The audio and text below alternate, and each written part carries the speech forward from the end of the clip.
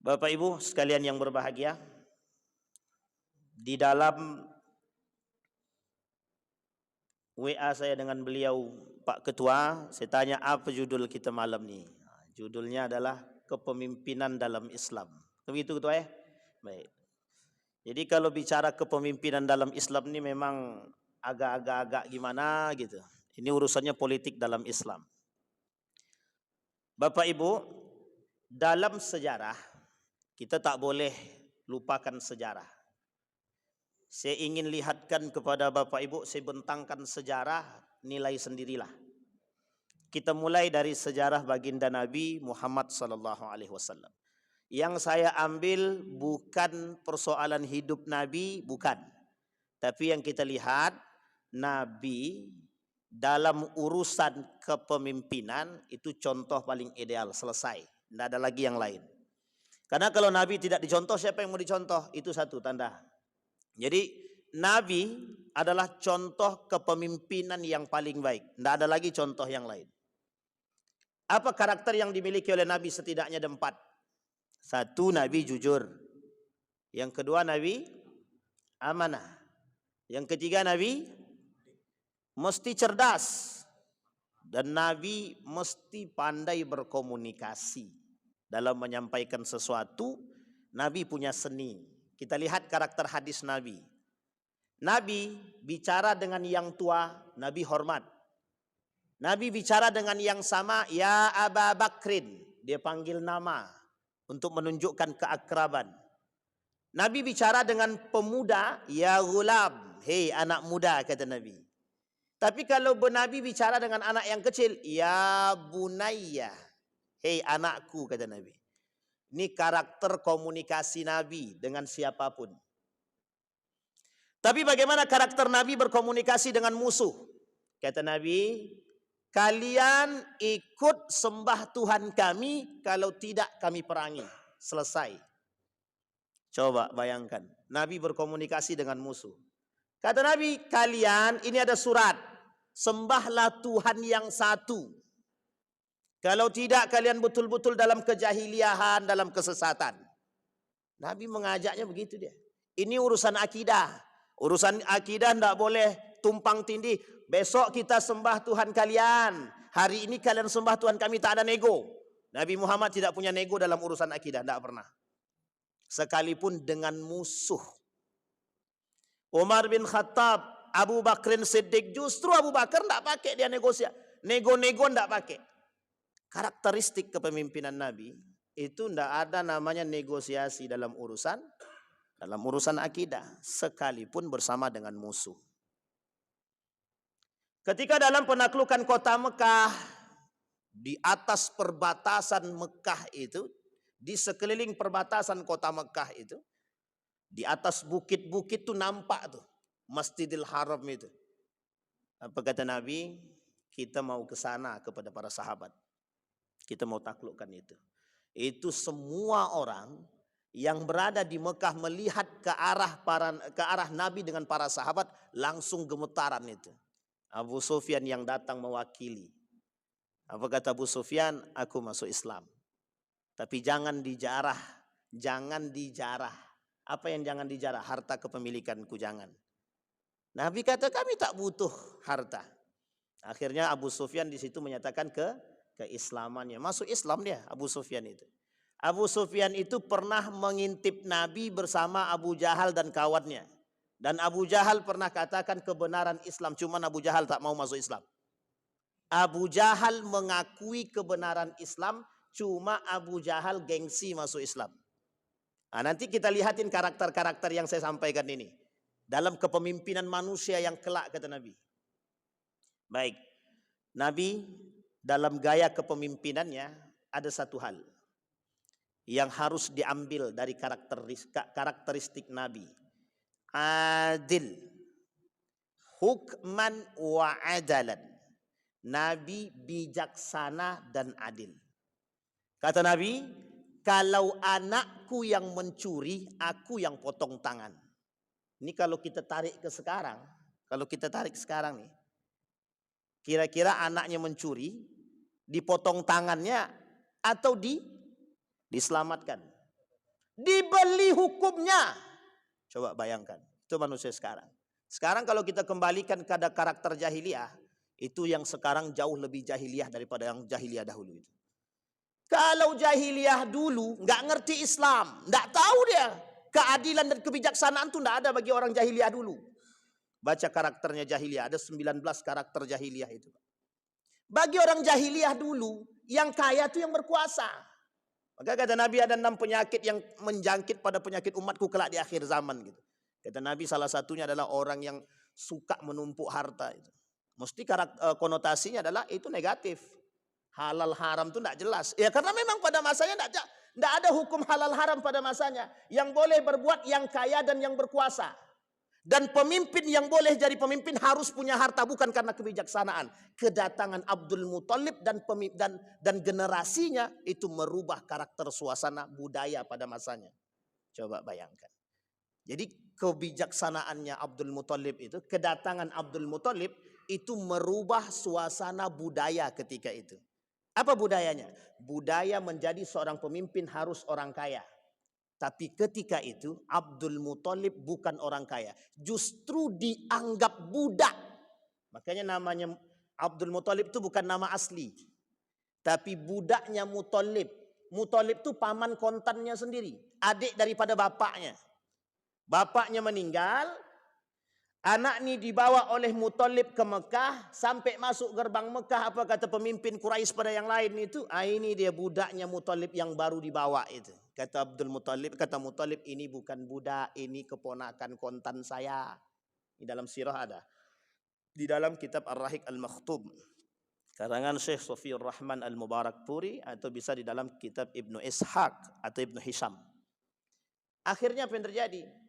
Kedatangan Abdul Muthalib merubah semua karakteristik sampai pada masa baginda Nabi Muhammad SAW. Apa maksudnya? Anak-anak daripada Abdul Muthalib atau Abdul Muthalib menghasilkan generasi-generasi yang beradab, generasi-generasi yang berakhlak. Ketika Abdul Muthalib menemukan sumur Zam-Zam yang hilang 200 tahun sebelumnya, akhirnya anaknya Al-Haris yang ikut. Diajarkanlah sama Abdul Muthalib. Pokoknya anak-anaknya Abdul Muthalib ini pinter-pinter, baik-baik, cerdas-cerdas dan beradab dan berakhlak. Meskipun waktu itu agamanya belum ada, bukan beragama Islam. Sehingga Abdullah punya anak namanya Nabi Muhammad sallallahu alaihi wasallam. Apa karakter Nabi? Karakter Nabi mencontoh pada karakter pamannya, mencontoh karakter kakeknya. Baik semua Pak, berakhlak. Nah budaya itu hilang.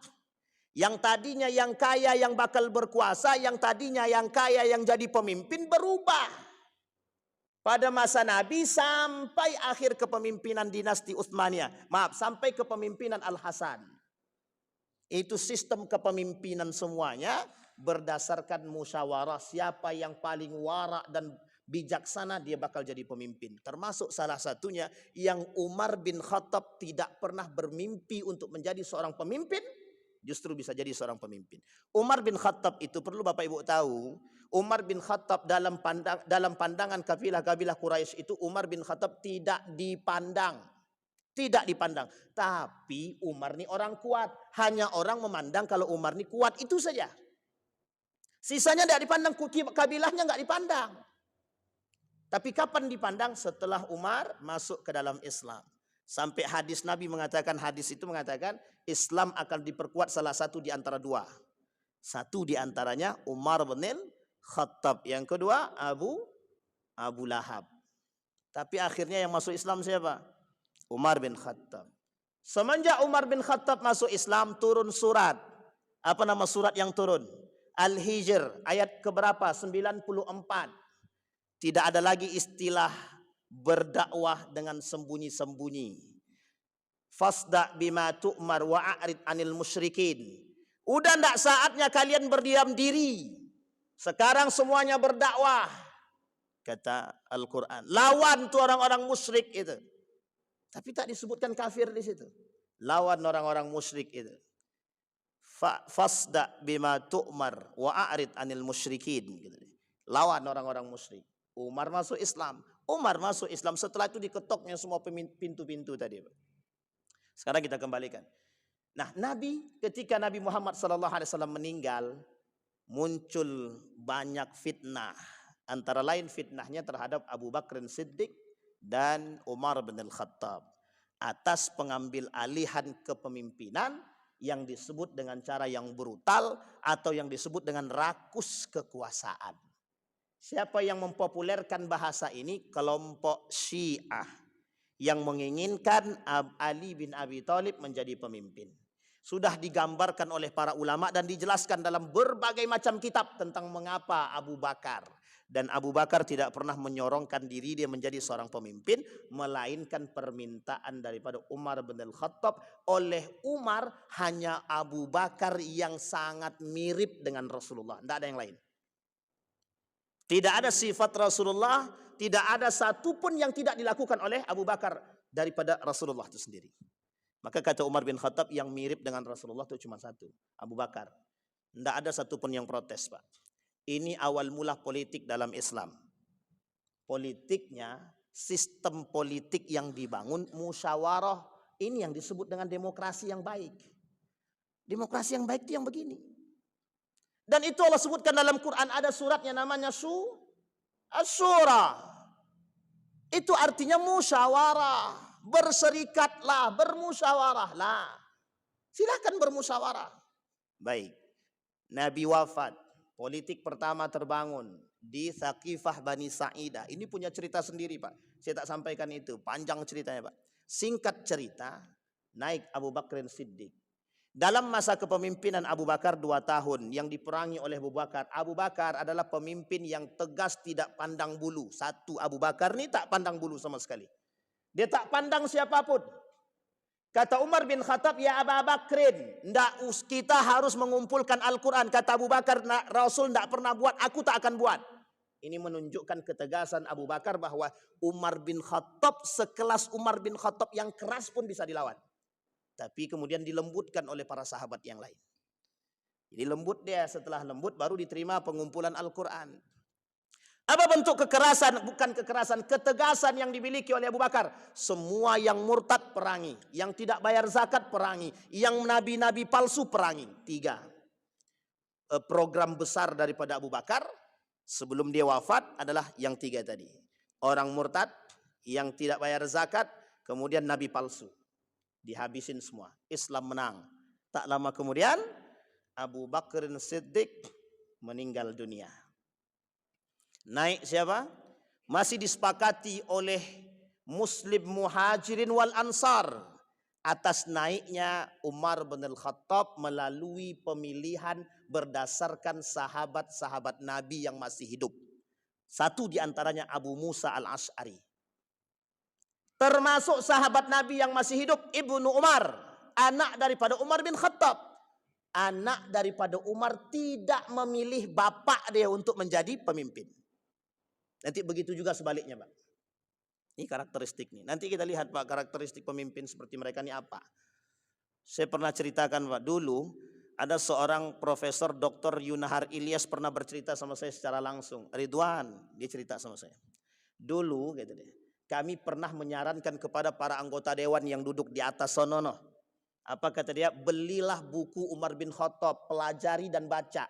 Kalau semua para anggota dewan mau mempelajari karakter-karakter Umar bin Khattab, selesai urusan negeri ini selesai, kata dia. Cuma apa kata anggota dewan itu? Begini aja, Prof, kata dia. Prof yang belikan lewat Muhammadiyah, nanti kasih ke kami, gitu. Masa cuman beli buku aja nggak sanggup, minta belikan sama Muhammadiyah. Untuk beli buku saja, anggota dewan minta sama Muhammadiyah. Padahal tinggal keluarkan anggaran beli buku, selesai. Berapalah harga bukunya? Paling 200.000, Pak. Setebal ini buku Umar bin Khattab itu. Tapi tidak mau. Karena memang tak mau membaca buku tersebut. Dengan alasan kami tidak punya waktu untuk membaca. Tapi coba bayangkan, kalau memang mereka mau membaca, bayangkan. Setidak dari setebal buku ini ada 1 lembar yang terserap dalam diri mereka, paling tidak. Tapi tidak mau. Umar bin Khattab. Kita kembalikan Umar bin Khattab. Nah sekarang Umar bin Khattab ini manusia yang paling tegas. Paling tegas. Gaya kepemimpinan 3-4 khalifah ini sudah digambarkan di muka bumi ini. Nah, nanti tergambar dalam kepemimpinan khilafah-khilafah Islam setelah Al-Hasan. Umar bin Khattab 10 tahun. 10 tahun. Di masa kepemimpinan Umar bin Khattab, ekspansi yang lebih banyak dikerjakan. Yang dilakukan adalah ekspansi. Termasuk salah satunya yang fenomenal adalah penaklukan kota Syam, Yerusalem. Yerusalem yang berada masuk dalam lingkaran Syam. Waktu itu Damaskus. Oke Bapak Ibu ya? Baik. Nanti kita lihat gambaran kepemimpinan. Sebelum wafat Umar bin Khattab, kata Utsman kepada para sahabat Nabi, bermusyawarahlah. Carilah pemimpin selain untuk menggantikan diriku, kata Umar bin Khattab. Kata para sahabat ini disepakati nih. Kami minta anaknya Umar saja. Kami tahu betul siapa Ibnu Umar itu. Tahu persis. Kelak Ibnu Umar ini tidak bersepakat dengan Muawiyah ibn Abi Sufyan. Bapak Ibu, apa yang dilakukan oleh Umar bin Khattab? Kata Umar, cukup saya yang dapat fitnah dan saya yang mendapatkan cobaan yang besar ini. Dan jangan sampai lagi cobaan itu masuk ke dalam keluarga Umar. Terakhir Pak, Umar tidak mau lagi. Cukup dia yang mengalami. Umar bin Khattab dibunuh oleh seorang pemuda yang sebagian ulama berbeda pendapat. Ada yang mengatakan Muslim Khawarij, ada yang mengatakan dia bukan Muslim tapi lebih pada kafir atau musyrik, Abu Lu'lu'ah. Dianggap ini gembong pertama yang melakukan kerusakan dari sisi orang-orang yang bahasa lainnya mata-mata orang-orang kafir lah ketika itu. Yang membunuh daripada, ada yang mengatakan dia Yahudi dan lain sebagainya. Apa karakteristik daripada Umar bin Khattab? Satu, tegas. Yang kedua, Umar orang yang paling berpegang teguh pada nilai agama. Sangat berpegang teguh dengan nilai agama. Ini yang paling penting nih Pak, yang kita tanamkan. Abu Bakar, Umar bin Khattab, kemudian pada masa Utsman, masuk Utsman bin Affan. Ini awal mula fitnah terjadi di muka bumi ini Pak. Awal mula fitnah terjadi di masa Utsman ibn Affan setelah wafatnya Ali Abu Bakar Siddiq. Kata Nabi dalam hadisnya, kalian tahu siapa yang disebut dengan bab dalam hadis tersebut? Kata Hudzaifah ibn Yaman, huwa Umar bin Al-Khattab. Jadi Pak, ada satu hadis kata Nabi, dalam hadis tersebut mengatakan ada pintu. Pintu ini kalau terbuka semua fitnah mengalir. Itu siapa pintu tersebut? Umar bin Khattab. Wafat Umar semua fitnah keluar. Siapa orang pertama yang merasakan fitnah itu? Utsman ibn Affan. Apa fitnahnya? Fitnah itu sama seperti sekarang. Nepotisme. Nah, nepotisme, korupsi, ketidakadilan, pemalsuan Al-Quran, tuduhan ini kepada Utsman bin Affan semua. Utsman mengganti gubernur-gubernur dengan keluarganya, dianggap nepotisme yang tidak benar. Padahal tak seperti itu ceritanya. Utsman bin Affan meninggal dalam keadaan memegang Al-Quran di dadanya. Dilakukan dengan model demonstrasi. Awal sebab demonstrasi sebagian ulama mengharamkan. Kenapa tidak boleh demo? Oleh sebagian ulama mengatakan tidak boleh. Karena banyak kerusakan. Tapi sebagian ulama yang lain membolehkan. Dengan catatan dan bersyarat. Nah, ini bukan lagi sedang mengkritiki kasus-kasus demonstrasi sekarang ya. Tapi perlu ditinjau dalam Islam. Bagaimana model demonstrasi, bagaimana hukum demo dalam Islam itu? Ada Pak. Bukan tidak ada. Sebagian ulama mengatakan boleh demo tapi dengan catatan harus dengan berakhlak dan beradab. Lebih daripada itu tidak boleh. Yang lain tidak boleh. Nah, coba bayangkan. Lalu sekarang bagaimana caranya? Tapi kemudian ulama yang lain mengatakan tidak boleh demo. Ini ulama yang lain. Ulama yang lain mengatakan boleh. Sampai di sini bisa dipahami Pak ya? Baik. Utsman di demo di rumahnya Pak. Sedang baca Al-Quran. Selesai baca Al-Quran masih di dada dan dibunuh di situ. Saya pernah ceritakan di sini. Berapa kali tusukan sudah pernah saya sampaikan di sini. Bagaimana model kepemimpinan Utsman? Utsman memang secara ketegasan Utsman tidak setegas daripada Umar bin Khattab. Tapi Utsman memiliki kelihayan yang lain. Apa kelihayan yang lain? Ekonomi masyarakat muslim ketika itu lebih baik daripada sebelumnya. Dan ini penting Pak. Ini karakter ini penting. Karakter Abu Bakar itu adalah karakter orang yang tingkat tinggi ilmu tasawufnya. Artinya kedekatan dengan Allah menjadi pionir pertama Pak. Yang kedua Umar bin Khattab, kalau pemimpin harus tegas. Di samping dia harus beriman, dia harus tegas. Poin ketiga, di samping dia beriman, di samping dia tegas, dia harus juga punya kekayaan. Kenapa? Biar tidak korupsi Pak. Bapak Ibu tahu apa hukum korupsi dalam agama? Kata Said Agil itu mencoba mentafsirkan ayat di dalam Al-Quran. Apa kata Allah di dalam Al-Quran itu? Innama jazaa'ul ladzina yuharibunallah. Ini dikategorikan orang-orang koruptor itu Nabi tidak mensolatkan jenazahnya. Maksudnya bagaimana? Kalau ada yang mau mensolatkan silakan, tapi dianjurkan pada semua ulama untuk tidak mensolatkan para koruptor-koruptor itu, jenazah-jenazahnya. Jangan solatkan.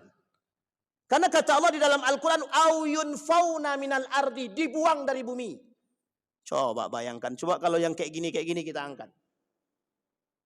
Coba kita angkat. Yang kayak gini nih, para koruptor tuh enggak usah disolatkan gitu.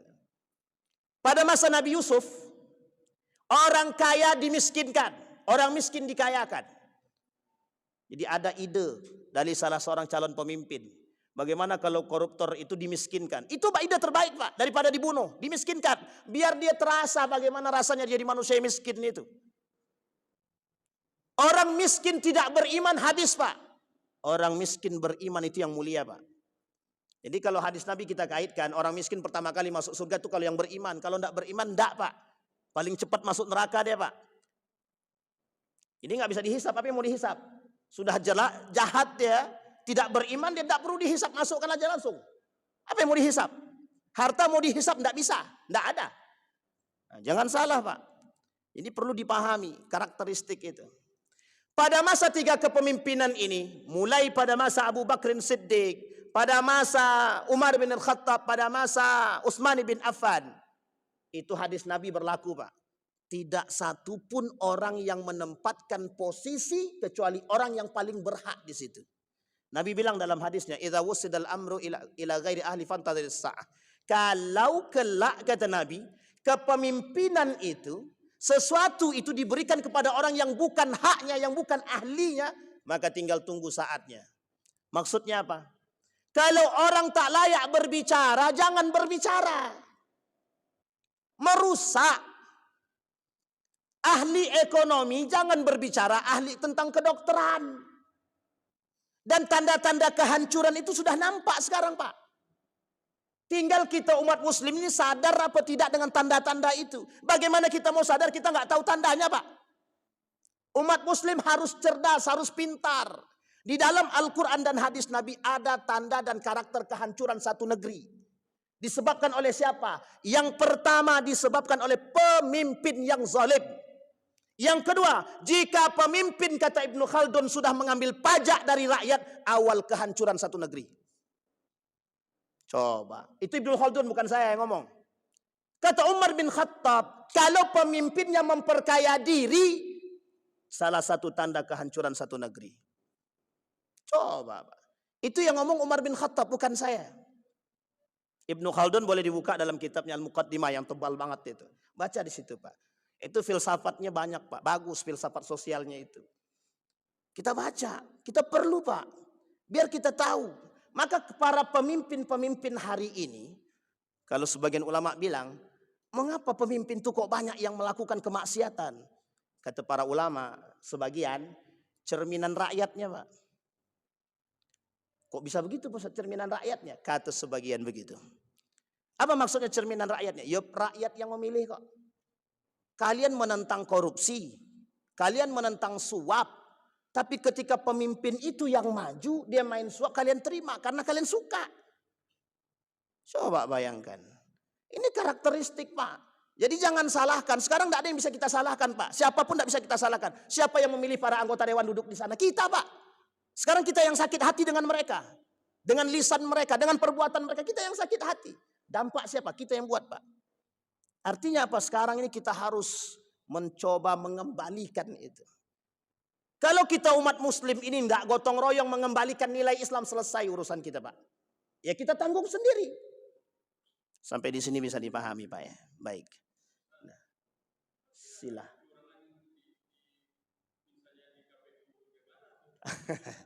Bener. Sepakat itu, Pak. Kata beliau, bagaimana kalau ada kecurangan di KPU? Ini dia jawabannya, Pak. Baik. Kalau kita tahu kecurangan di KPU kan, yang pertama, kalau bisa kita lawan, kita lawan. Kalau ternyata kita sudah tak sanggup untuk melawan, maka ada yang dikatakan oleh para ulama. Syekh Hashim Al-Asy'ari pernah berkata, bertahanlah. Bertahanlah. Bertahanlah itu ada dua. Kalau Anda tak sanggup melawan mereka, maka bertahanlah, berada pada posisi yang biasa. Tapi kalau Anda tidak sanggup juga, maka beruzlahlah. Kita tidak mungkin beruzlah, Pak. Artinya apa? Kita sudah melawan.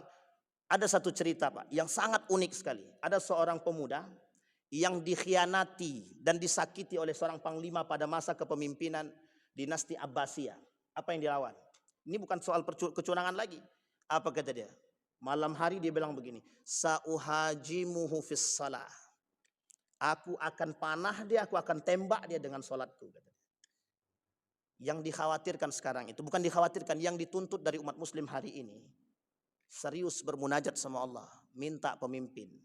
Dan ingat, Pak, ini janjinya Allah, watilkal ayyam nudawiluha bainan nas. Pasti Allah pergulingkan, pasti, Pak. Hari ini Allah lihatkan pemimpin yang zalim di hadapan kita. Allah pandangkan, Pak. Allah lihatkan agar satu saja, liyudhiqahum min ba'dilladzi ma 'amilu bih la'allahum yarji'un. Kalian, agar kalian memandang, kata Allah. Ini loh hasil pilihan kalian. Ini loh yang kalian buat dulu. Pandang, perbaiki. Agar kalian kembali kepada jalan yang benar, kata Allah. Agar kalian kembali. Jadi sekarang ini Allah perlihatkan kepada kita, Pak. Allah perlihatkan. Apa kata Allah dalam Al-Quran? Zaharal fasad fil barri wal bahri. Kami tunjukkan kepada kalian, kata Allah. Telah muncul di hadapan kalian kerusakan, kehancuran. Disebabkan ulah manusia, bima kasabat aidin nas, gara-gara tangan manusia itu sendiri. Ini kata Allah ya, kata para ulama. Apa maksudnya? Ditafsirkan oleh para ulama. Tangan manusia inilah yang menjadi rusaknya bumi yang baik ini. Bagaimana cara kerusakannya? Korupsinya lah, kemaksiatannya lah, kecurangannya lah, nepotismenya lah, semuanya, Pak, mereka lakukan. Sehingga ada satu hal. Makanya Nabi Isa turun, itu cuma dua tujuannya, Pak. Kebijaksanaan dan keadilan yang menyebabkan perdamaian. Nah, apa kaitannya dengan yang tadi ditanyakan Bapak itu? Bagaimana cara kita melawan KPU yang curang-curang itu? Satu, kalau kita sudah berjuang seperti yang dilakukan oleh para ulama kita kemarin, Pak. Dilawan, Pak, dilawan. Tapi ternyata sudah sampai di sana, kita tidak punya kekuatan apa, mereka tetap berlawan, Pak. Apa yang harus kita lakukan? Kita tidak dibenarkan untuk berperang dengan mereka. Itu tak dibenarkan, Pak. Berperang ya, berperang. Menyerang mereka kita tidak boleh. Tidak boleh.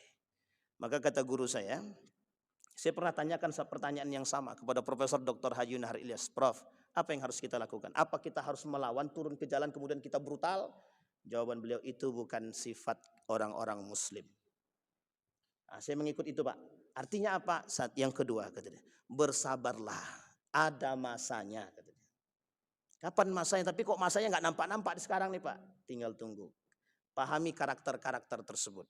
Nah, karakter yang saya sampaikan tadi, Pak, kriteria yang sampaikan tadi, itu mulai nampak. Satu, kata Ibnu Khaldun, kalau sudah pajaknya besar-besaran diambil dari rakyatnya, itu tanda kebangkrutan satu negara dan kehancuran. Satu. Yang kedua, kata Umar bin Khattab, kalau sudah pemimpinnya, para pemimpin-pemimpin pemangku-pemangku itu memperkaya diri dan menumpuk harta, itu mesti tanda kehancuran satu negeri sudah nampak. Disitulah peran para ulama, Pak. Makanya saya berharap hari ini biar didengar sama siapapun, berharap hari ini saatnya ulama garis lurus duduk. Tapi kalau ulamanya yang ikut bertikai antara satu dengan yang lain, ulama itu ada dua, Pak. Harus kita sampaikan, ulama itu cuma ada dua. Ulama'ud dunya, ulama'ul akhirah. ulama yang baik dan ulama yang su. Nabi bilang sendiri dalam hadisnya, kata Nabi, yang aku khawatirkan bukan Dajjal, kata Nabi. Tapi yang paling aku khawatirkan adalah ulama su yang memperjualbelikan agama. Yang seharusnya agama dijadikan modal untuk menanamkan, menumbuhkan perdamaian, tapi justru mohon maaf diperjualbelikan. Kami jual fatwa, kami jual ini dan lain sebagainya, selesai. Ini dia poin penting. Bagaimana kemudian yang harus kita lakukan? Ada hal yang harus kita lakukan. Ada Pak. Ada karakteristik kebangkitan Islam. Jadi peradaban Islam ini itu bakal bangkit lagi. Bakal Pak. Karena itu sudah janjinya Allah untuk membangkitkan kembali peradaban Islam itu. Keadilan itu bakal terjadi Pak. Pada dua masa. Imam Mahdi dan Isa alaihissalam. Pertanyaannya, kita mau nunggu Imam Mahdi atau kita mau nunggu Isa? Jadi dua Pak. Imam Mahdi, kemudian setelah Imam Mahdi muncul kemudian Isa alaihissalam. Dalam 10 tanda kiamat besar. Sekarang kita lihat Pak. Kita lihat. Apakah mungkin Allah mempergulirkan kemenangan kepada umat muslim? Mungkin Pak. Mungkin sangat. Karakteristiknya bagaimana? Satu. Kembalikan identitas muslim itu sendiri. Seperti yang pernah terjadi di Turki. Erdogan, Fethullah Gulen mengembalikan nilai-nilai keislaman. Itu yang pertama. Maka politik yang dibangun oleh Erdogan ketika itu politik identitas. Bukan ras, tapi agama. Yang menjadi sumber utama dikembalikan kepada dia. Jadikan agama. Maka kemudian itu diperkuat Pak. Sama Pak, Salahuddin Al-Ayyubi. Apa yang diperkuat oleh Salahuddin Al-Ayyubi sehingga muncul yang disebut dengan dinasti Ayyubiyah? Yang dilakukan oleh Salahuddin Al-Ayyubi. Umat muslim wajib berpegang teguh dengan nilai agama. Jika pengen menang. Kalau enggak bisa. Modal utamanya di situ. Modal utamanya Pak. Kemudian yang kedua, hidupkan kajian-kajian keilmuan. Cara untuk mempersatu. Mempererat antara satu dengan yang lain. Nah, yang menjadi masalah sekarang ini adalah kita sedang mempersatukan, ada pula mohon maaf iblis-iblis yang masuk menghasut, cerai-berai mereka, cerai-beraikan mereka, kata dia. Ini masalah kita Pak sekarang. Maka kita harus bersatu Pak. Nah, jadi sulitnya adalah ketika kita mencoba membangun persaudaraan, ada manusia-manusia yang terprovokasi. Nah, ini karakter yang paling berat di akhir zaman Pak. Dan yang paling besok pertama kali masuk neraka nih, ini provokator ini. Ini saya harapkan kepada kita semua Bapak Ibu, berhati-hatilah dengan media, berhati-hatilah dengan siapapun yang membisikkan kita. Mohon maaf Pak, karena yang kadang-kadang membisikkan kita nih ada maunya Pak. Dan banyak masyarakat kita yang terprovokasi dengan hal tersebut. Dampaknya negatif. Apa negatif dampaknya? Kerusakan. Dampaknya apa? Fitnah. Dampaknya apa? Kehancuran. Dampaknya apa? Menghinakan satu dengan yang lain. Ini poin penting Pak. Baik. Sampai di sini bisa dipahami Pak ya? Baik, kita masuk. Itu baru Utsman bin Affan. Ini belum masuk dengan karakter kepemimpinan ideal ya. Sekarang kita masuk Pak. Utsman orang kaya. Kaya dulu dia Pak. Nah yang terakhir Pak, yang terakhir. Ali bin Abi Thalib. Ini Pak. Yang dimiliki oleh Ali. Yang tidak dimiliki oleh 3 khalifah sebelumnya. Ini dia. Apa bahasa Ali itu? Ali itu disebut dengan apa? Anna madinatal ilmi huwa Ali yubabuha. Ali itu Pak, pintu ilmunya Pak.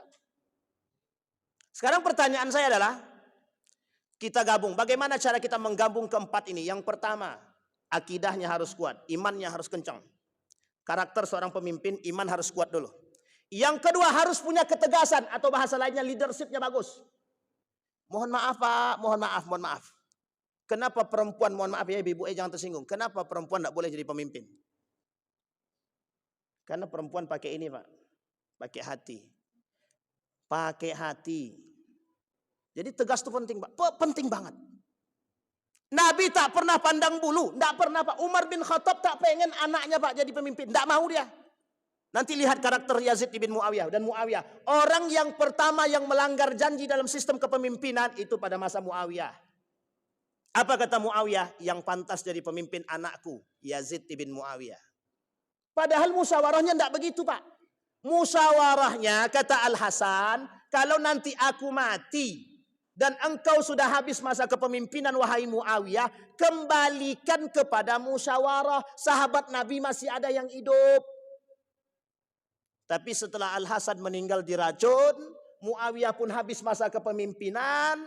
Kepemimpinan diberikan oleh Muawiyah kepada anaknya Yazid bin Muawiyah. Bapak Ibu tahu alasannya cuma 3. Satu, dianggap paling bisa menyatukan. Sepakat semua ulama yang ada di Damaskus ketika itu kefasikan Yazid bin Muawiyah. Fasik, pejudi, peminum khamar, pemain perempuan, selesai. Bahkan ada ulama yang mengatakan keluar daripada Islam, kafir dia. Tapi ulama mayoritas mengatakan fasik.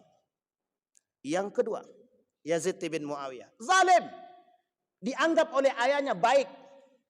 Yang ketiga, alasan terakhir yang paling kuat, Pak. Tahu Bapak Ibu alasan terakhir paling kuat itu apa? Karena dia anakku. Bapak Ibu paham maksud saya ini? Nah, tak usah kemana-mana tapi ya, cukup di situ aja. Kita kembalikan, Pak. Karakter yang kedua tadi tegas. Yang ketiga, Pak, pemimpin harus punya harta. Wajib tidak, tapi harus iya. Tahu Bapak Ibu alasannya apa? Persis seperti apa yang dikatakan oleh Dahlan Iskan. Kalau pemimpin berduit tidak mungkin korupsi. Kalau pemimpin itu. Tapi Ustadz, kalau dia sudah cinta dunia mau pasti korupsi, Ustadz. Sebenarnya bukan pasti juga. Tapi kalau imannya kuat, kaya dia, tidak mesti dia mau. Sulit, Pak, bagi dia untuk kembali korupsi itu. Ngapain saya korupsi? Apa buatnya dia lagi? Makanya nomornya 3. Sekarang yang terakhir, Pak, yang keempat, ilmu, Pak, cerdas. Kalau pemimpin itu mohon maaf betul. IQ-nya di bawah rata-rata. Siapa yang mau kami ikut? Yang kita mau ikuti siapa?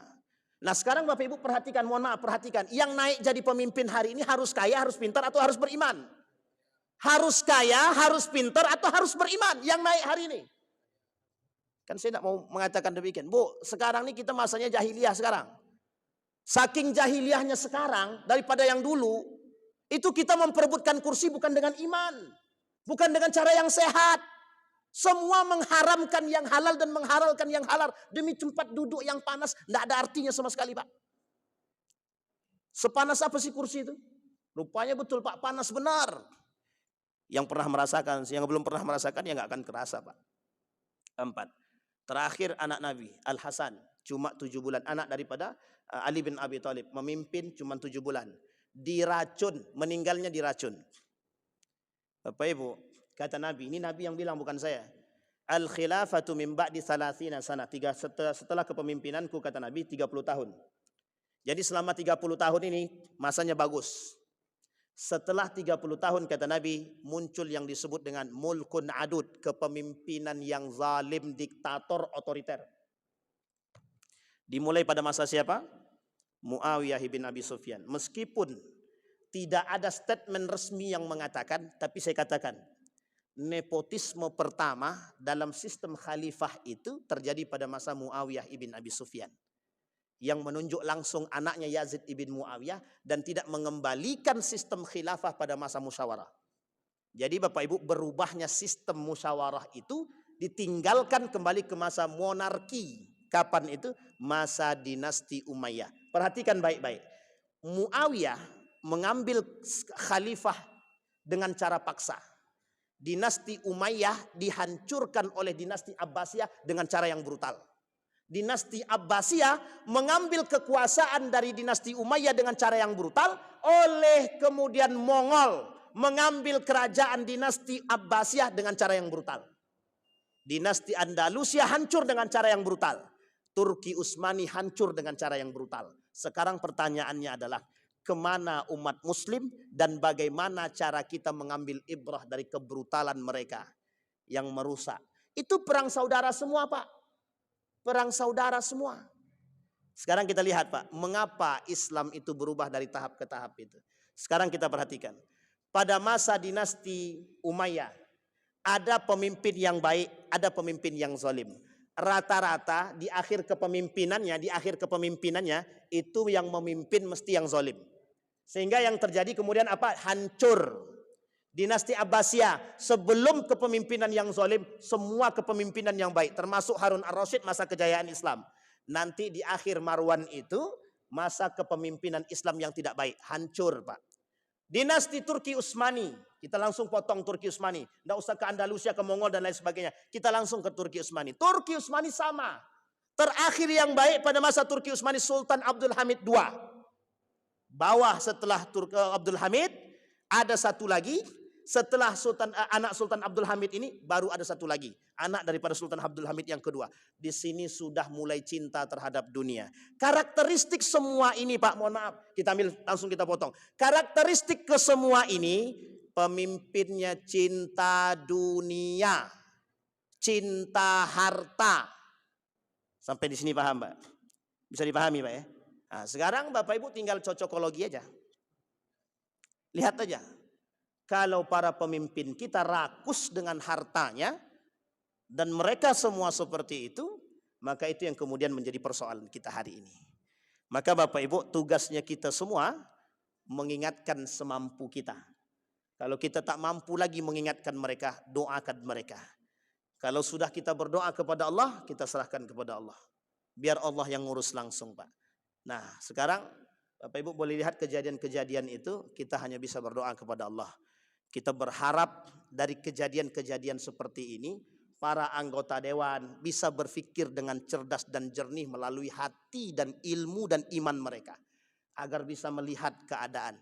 Faktor lisan merusak semuanya. Lisan tok, tapi merusak semuanya. Tapi ingat, dampak perbuatan tersebut. Yang merasakan siapa? Semuanya Pak, semuanya. Dan kita bisa apa? Tidak bisa apa-apa. Nah, ini poin penting. Maka karakteristik pemimpin yang baik itu menurut Islam dirujuk kepada 4 khalifah kita tadi. 1, Abu Bakar, orang yang sangat tinggi keimanannya. Yang kedua, Umar bin Khattab yang tinggi ketegasannya. Yang ketiga, Utsman bin Affan yang memiliki kekayaan. Yang keempat, Ali bin Abi Thalib yang memiliki kecerdasan dengan keimanan. Sehingga kalau kita punya pemimpin dengan karakter seperti ini, insya Allah kita akan punya masa depan yang baik. Sudah Bapak Ibu tampak siapa wajahnya? Sudah tampak siapa wajahnya Bapak Ibu? Ini tidak dalam rangka promosi ya, dan tidak ada siapa gambarannya. Kita berdoa semoga Allah turunkan karakter-karakter pemimpin yang seperti ini yang kita harapkan. Mudah-mudahan ada manfaat bagi kita semua. Kita berdoa minta waktu sedikit, kita berdoa kepada Allah. Mudah-mudahan Allah memberikan kedamaian kepada negara kita. Allah anugerahkan kita pemimpin-pemimpin yang baik, yang adil. Allah berikan keluasan, Allah berikan kelapangan hati bagi siapapun di antara mereka yang melihat kebrutalan-kebrutalan ini. Allah kemudian tanamkan dalam diri mereka karakter atau sifat-sifat yang baik, yang lapang dada, yang legowo, yang mau mengerti, yang mau melihat dengan mata dan hati mereka.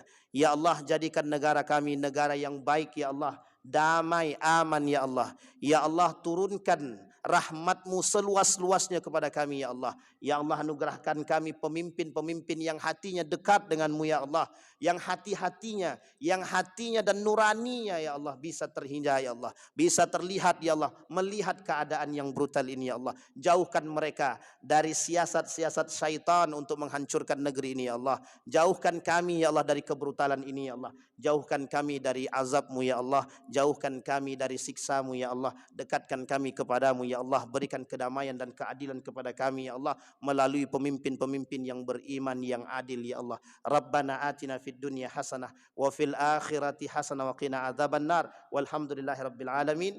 Assalamualaikum warahmatullahi wabarakatuh.